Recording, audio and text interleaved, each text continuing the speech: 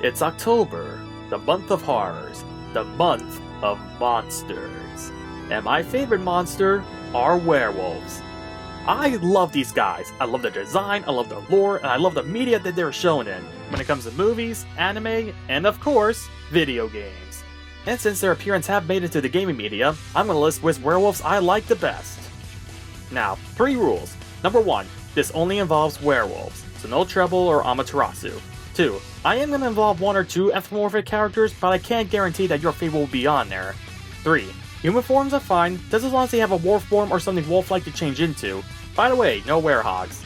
I'm Leocrit, and these are my top 10 favorite Wolfmen in gaming. When Castlevania came to the Nintendo 64, it bombed. Well, Legacy of Darkness was alright. Just alright. But the main character Cornell was popular with the fans, and to be honest, I actually thought he was a pretty cool character too. Cornell's from a tribe of beastmen with magic powers, and after the destruction they caused throughout the years, they decided to repress that powers, but it turns out they can't repress them for very long because if they do, the beast inside would go crazy. After realizing this, he decides to settle down in the peaceful village along with his adopted sister, just until Dracula shows up and kidnaps her, as Cornell goes off to save her. Oh yeah, as well as this Henry kid who will later be a playable character, but let's not focus on him. His main power is his energy blades, as he can both use them in short and long range attacks. Also, he can use his claws, but let's be real here, you're just going to be shooting magic blades out your fingertips. He can also use the same sub-weapons as Reinhardt and Carrie used in the last game, but unlike Castlevania 64, he can upgrade them, such as making throwing axes shoot lightning, or have the fire from the holy water spread out more. Also, when he switches to wolf form, his attacks, defense, and speed increase, and he's still able to use those sub-weapons, just as long as he has enough crystals. He was popular to come back in Castlevania Judgment, where he's a metal werewolf for some reason. While they also made Alucard look like a 15-year-old girl-looking boy, Golem looked like an anorexic Big Daddy, Maria into a younger version of Misa, Grant into an even paler version of Elle, and Simon Belmont into like Yagami on steroids, so I guess Judgment's his own universe. And as for Lords of Shadow, I never played that one, so I have no idea what Cornell's like in that universe. I guess my only gripe with Cornell is that he doesn't stay in wolf form for very long. Actually, now that I think about it, how was he having so much trouble repressing his powers earlier? He seems to repress them pretty easily. Magic. We're seriously using that excuse?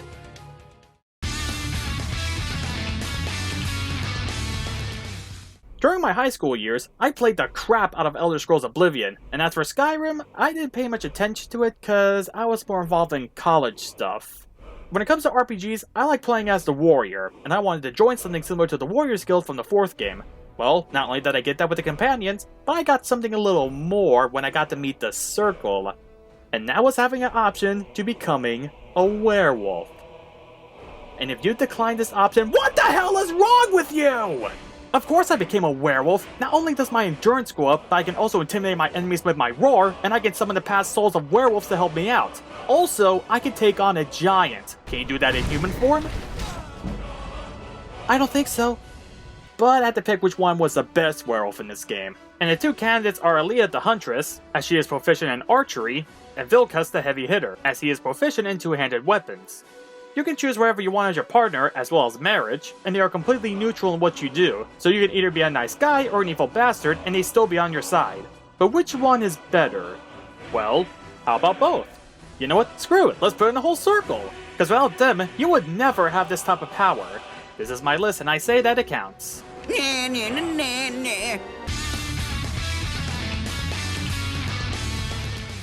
Now, some people like Ayla from Skyrim, but as for me, I thought she was just okay. But as for Selena from Blood of the Werewolf, I thought she was a much superior female werewolf for this list. The famous universal monsters that killed her husband and stole her baby, and now she's out for blood. Throughout the game, she switches from a human form to wolf form as she goes up against the famous monsters, taking them out Kill Bill style. She not only takes out Dracula, but also Jekyll and Hyde, the Frankenstein monster, the mummy who acts like Anubis, and the Kraken? Okay, I know it's supposed to be the creature from the Black Lagoon, but it looks nothing like the one we know. Okay, so it's maybe not exactly like the Universal monsters, but we do see Selena go through Mega Man-like levels, using both her rapid fire crossbow and werewolf powers to kill monsters in their journey to rescue her. Let me try that again. In their journey to rescue her. One more time. In their journey to rescue her son of a motherfucker! When it comes to going down the darkest dungeon, You're gonna need the best of the best, cause this game is hard, and you can easily die or lose your best party member in just a few turns. And one of these poor souls to go down this dark path is the Abomination. The Abomination is a human being cursed by the Eldritch Gods to turn into a monster, and when he went to mankind for help, not only did they fear him, they tortured him, even branding a scarlet letter onto his head. And I wouldn't be talking more about him if he wasn't recruitable. Just by his human form, he can use a change attached to his body to whip enemies, sometimes stunning them, but when he changes to his wolf form, not only do his stats go up, but he can attack multiple opponents with Rake, knock back an opponent with Headbutt, and can morph his head into a wolf's head to spit the Eldritch poison onto enemies. But while he is a good DPS, he does have some flaws, as he can cause a lot of stress onto himself as well as the party when he's in wolf form, and trust me, you do not want that building up in this game. And as a new update, every class can now go with him, but before that update, the religious characters refused to accompany him, and these guys were either good healers or good tanks. So the game's equivalent of a paladin and a priest are okay with occultists and grave robbers, but if you were forced against your will to turn into a monster by a group of eldritch gods for their sick pleasure, well, you're Satan's best friend! Yep, God hates freaks. That doesn't sound like God.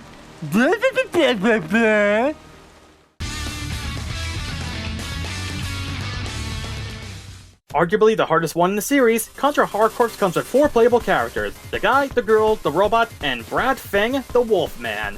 Brad Feng was once a wolf that was given a cybernetic upgrade as well as human intelligence, along with having Gatling guns for arms, as not only can upgrade his Gatling gun to shoot even bigger rounds, but also can change to a flamethrower, but also has an energy cannon that he can charge up, and has flame shotgun shells in his knuckles. Yeah, I know it's supposed to be a power fist, but I'm calling it a shotgun. Brad Feng was popular enough to come back at Contra Return, and I kinda like his retro design better. It was just simple and rad.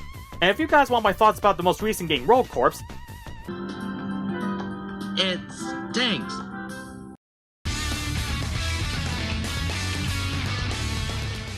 Saberwolf is not on this list. Now let's talk about Bloody Roar. For those who don't know anything about Bloody Roar, it's kinda like X-Men's universe, where there are humans and mutants coexisting, but instead of these mutants having powers, it's more like them turning into werewolves or were-rabbits.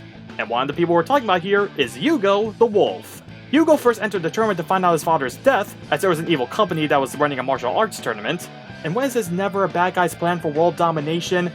Hugo mixes his kickboxing style as well as his feral style when he goes into wolf form, and he has the power to fire up his fists, as well as can shoot them out sometimes. And there's his signature spiral thing, where he first air juggles you, and then finishes you off with a spiral impact. Throughout the games, he has saved humanity several times from the ZLF experiments, as well as helped unify humans and zoanthropes together. And was popular enough to get into a crossover game where Simon Belmont, Bomberman, and Optimus Prime beat the hell out of each other. The Japanese are weird.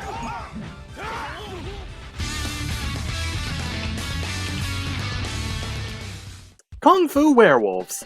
Do I have your attention now? It's John Talbane from the Darkstalker series. This character not only picked up martial art moves on his own, but also got his lycanthrope and his chi from his father as well, and with that chi, he can use it to summon fire dragons, which kinda look like fire wolves, but I digress, and use that power to move faster than the normal eye, even faster than demons and monsters, along with being proficient in nunchucks, which he doesn't use that much, but that's besides the point. He has fought against monsters, demons, as well as his own personal demons, as well as gotten a good relationship with Felicia, and adopts children while teaching them martial arts. How cool would that be? Learning Kung Fu with a werewolf! We already have an idea for a dojo setup in the works, how come no one can smell the money?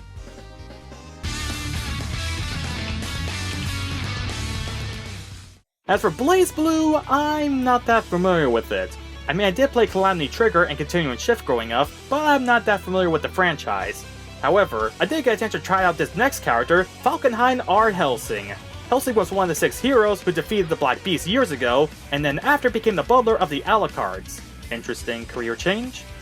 He was just a minor character, but wasn't until Continuing Shift where he became a playable fighter and got to show off his moves. He can switch between his human form, his wolf form, and his werewolf form, as well as change separate body parts of them as well, just as changing his hands into werewolf claws and changing his head into a wolf's head. And he does show an interesting style of martial arts and feral attacks combining the two. Now I know what you're thinking, isn't that the same with Hugo and Talbane? And while I do like those characters, I just thought that Helsing was more developed than those two when it came to werewolves and fighting games. Not only is he dedicated to destroy all evil, but also will protect the Alucards, including Rachel at all costs, showing both his determination and his loyalty. The relationship between Rachel and him is kinda like a loving uncle and a niece. I really like it when the two interact with each other. and if you dare harm her, he will rip you to shreds. Seriously, this guy's like Alfred if he was a werewolf.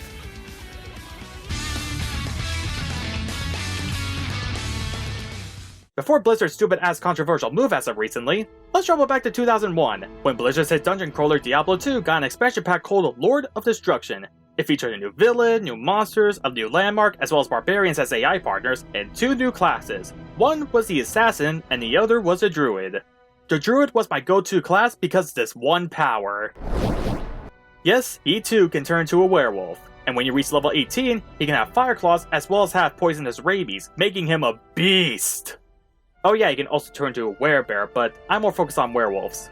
Other than that, he has elemental powers that are based off acts of nature, such as causing volcanoes, hurricanes, and blizzards, and he can also summon spirit animals such as ravens, wolves, and grizzlies. And with all these powers, I joined Tyrael and aided in liberating...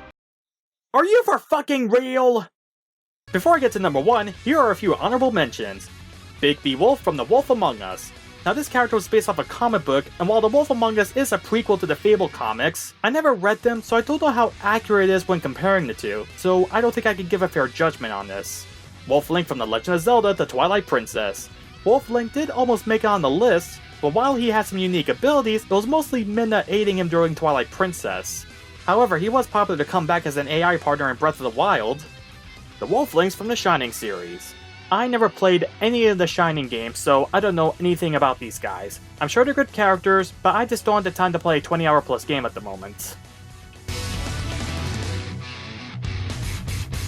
Now, throughout this list, we have seen werewolves that either are misunderstood by society, as most of the time they want to use their powers to help people, and have no intention of harming others whatsoever. In a lot of games, we see them more as the heroes. That is except for our number 1 pick. Now, Bloodborne, the first boss you encounter is the Celtic Beast, but let's be honest here, Father Gascoigne was the real first boss of Bloodborne. Like you, he is a hunter, and he can even help you with the Celtic Beast at the start, which I didn't know about, and it's kind of a long process, but that's another story. But just when you're about to leave the first area, you have no choice but to fight him as he tests you on your skills. The first half of the fight, he fights you with the Hunter's Axe and Blunderbuss, and depending on how you fight, he will change up his tactics at some point and try attacking you in a different way. But isn't this list supposed to involve werewolves? Because when you reach 1/3 of his health left... Holy crap! The second you see him in that form, your heart drops. You just see this towering monster before you, and you feel like you're going to lose to this guy. And you probably will on your first try. In fact, probably multiple times. And if you haven't mastered your dodging, your parrying, or when it's the right time to strike and then start swinging blindly, you are going to hit a wall. Yes, you can distract him with a music box you get from a little girl that's connected to him in some way that I won't spoil, but don't rely on it too much. Yes, it can distract him, but the more you use it, it will be less effective. Also, if you try using it earlier, he will change to his werewolf form much faster. This battle is solely based on skill, and was the start of many hard fights to come. The only difference between Father Gascoigne and the others is fear. You are merely prey to this predator, as well as my favorite Wolfmen in gaming, as well as the start of the hardest and horrifying journey you'll ever take. And then you come across a Bloodstarved beast and die. Don't fucking say it kills me. I'm dead. What the fuck? I'm Leocrit, and I'll see you next time.